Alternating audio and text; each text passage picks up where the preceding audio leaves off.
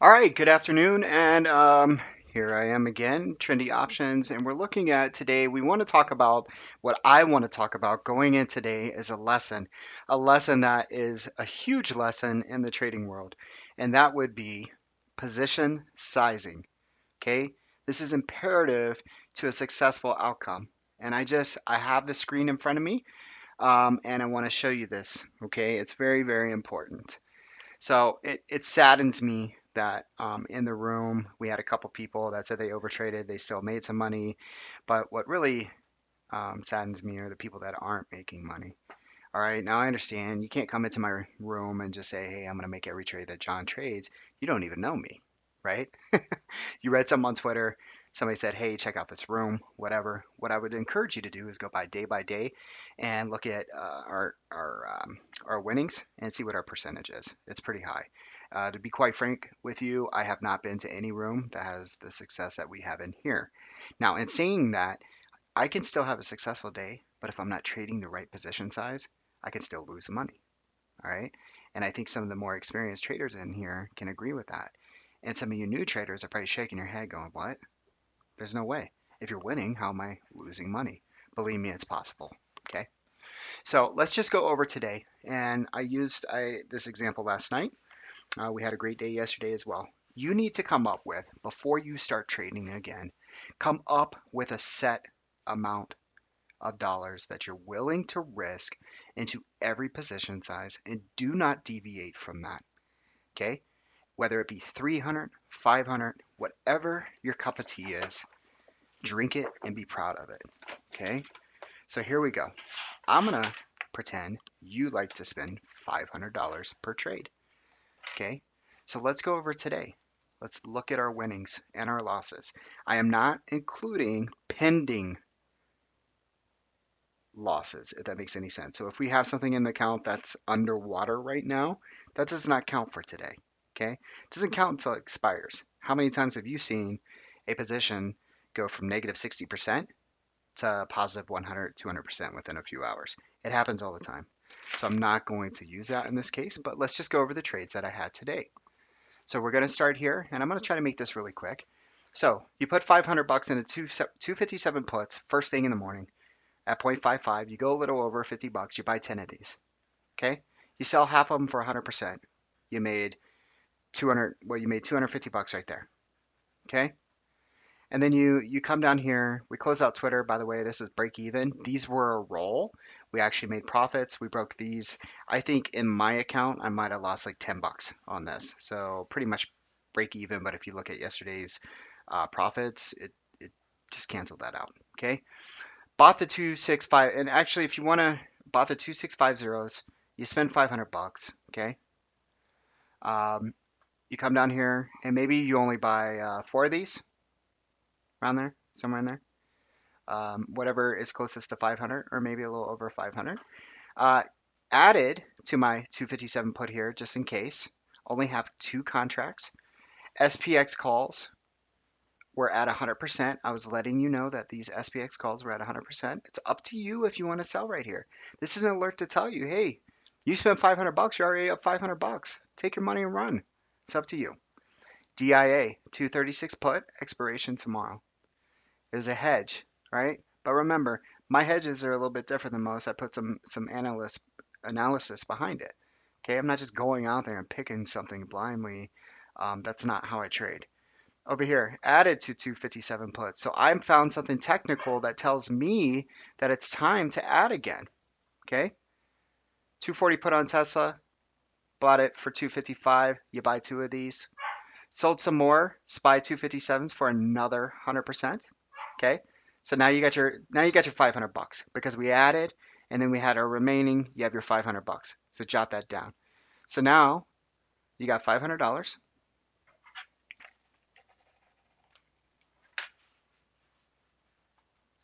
You come down here. We sold our DIA for 60%. Okay, so you made $300. So you're out of that. That's with a $500 trade. Okay, you made 300 bucks. So now you're up $800 already.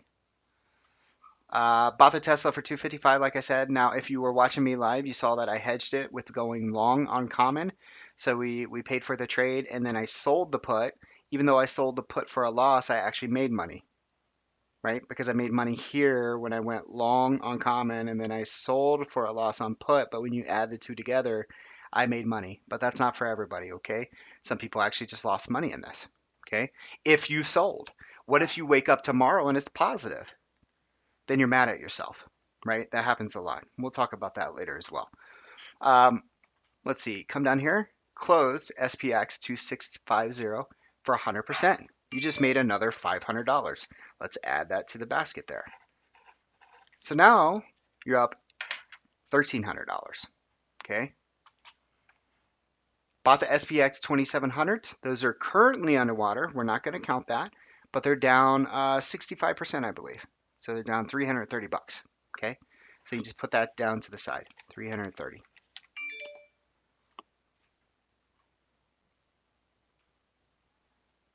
I added to my 2700.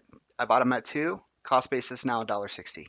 Okay, again, still down 65%, so 330 roughly.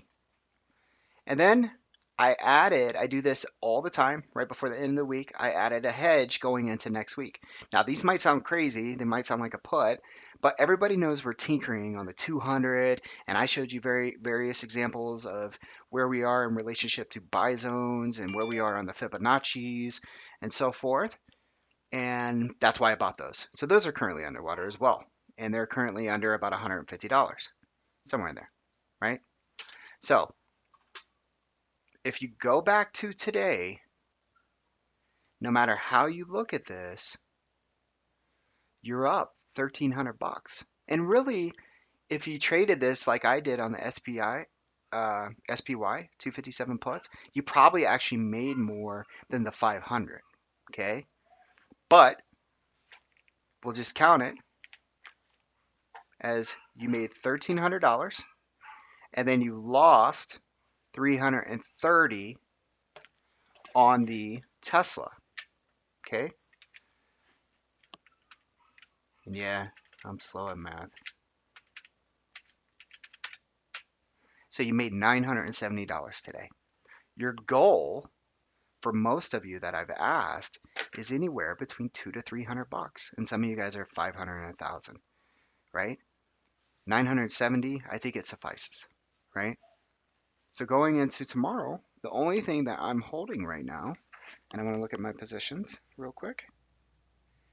I have those SPY puts. I have the SPX calls. I have BB, BlackBerry. Remember, that's kind of a wealth bucket thing, not really. It expires in September. It was down 44% today. Overall, I don't know what it's down. Let me see here. Sorry. I think I'm down 21%. Um, let's see here. So make sure I'm accurate. Lulu, I have my vertical spread I did. That's currently up about 27%. And that's it. All right.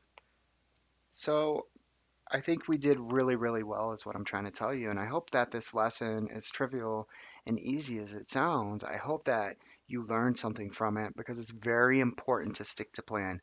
I say this over and over, though. If you're that person that comes into a room, and believe me, I've been there, I feel it, I understand, I can side with you. Maybe you take my first two trades and they're the Tesla, right? It's the Tesla and the SPX 2700 and you're under and you did put 500 bucks on it and you're just mad.